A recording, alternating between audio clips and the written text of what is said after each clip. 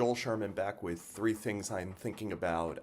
And the first one is what a bad turn this was around the rotation for the Yankees as far as figuring out who their number three starter is for a first round series and a 3-4 if they go beyond this, behind Max Fried and Carlos Rodon. This began Sunday night when Will Warren gave up 6 runs in the first inning to the Red Sox and was a reminder. Red Sox, Dodgers, Blue Jays, the teams with the good offenses have really beaten up Will Warren. And it's going to be obvious in the postseason, you're going to see the teams with the best offenses. It's not going to be Tuesday night against the White Sox.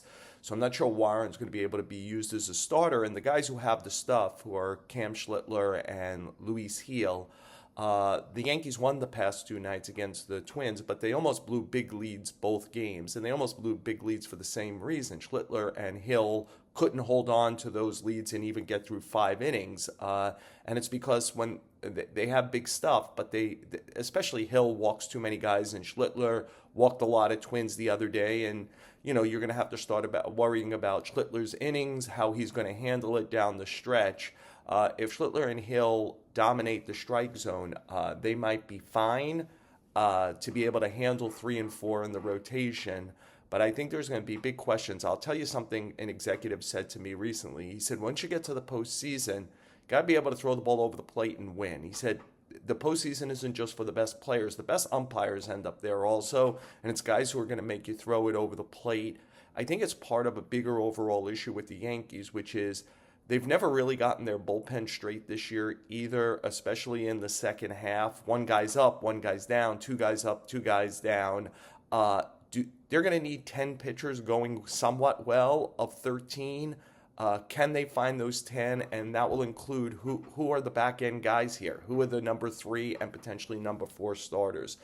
Number 2, it isn't like the Mets have their rotation and their pitching unit figured out either. I think that was kind of re-emphasized against the Padres on Wednesday night. David Peterson was an all-star this year. He had a very good first half. Last 8 starts, the Mets are 2-6 in those starts, and Peterson has a 7.59 ERA. There's always worries if he has enough swing and miss stuff for October. The Padres are a team that puts the ball in play, but still 1 strikeout only for Peterson against the Padres.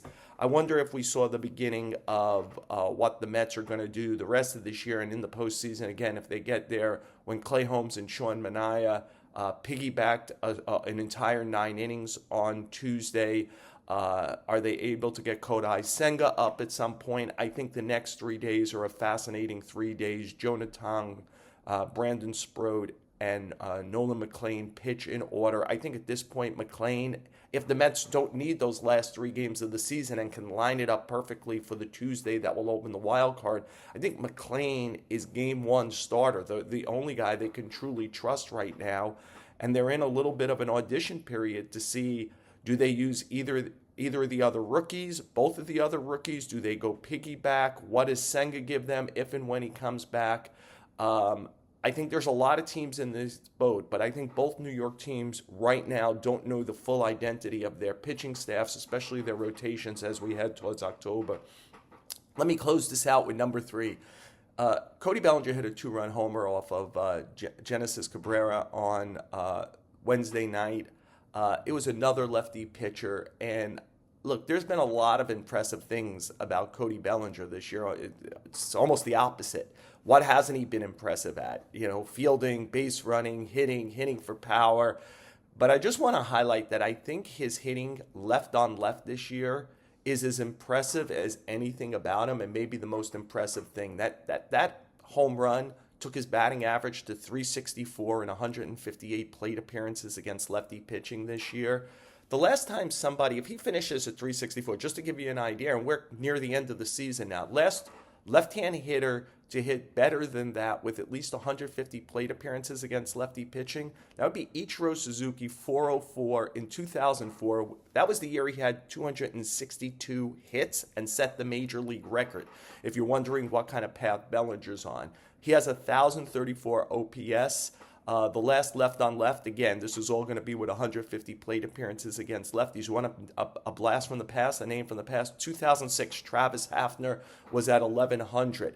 How about in Yankee history? Last time somebody hit 364 or better, it's only happened twice with 150 plate appearances. Lou Gehrig hit 364 in 1937, and Babe Ruth hit 378 in 1932. So right now he's tied with Gehrig, Bellinger, and behind Ruth. And 1,064 OPS, last Yankee to do better, left on left, 150 plate appearances, Charlie Keller, 1,064, 1941. Cody Bellinger's made himself a lot of money this year.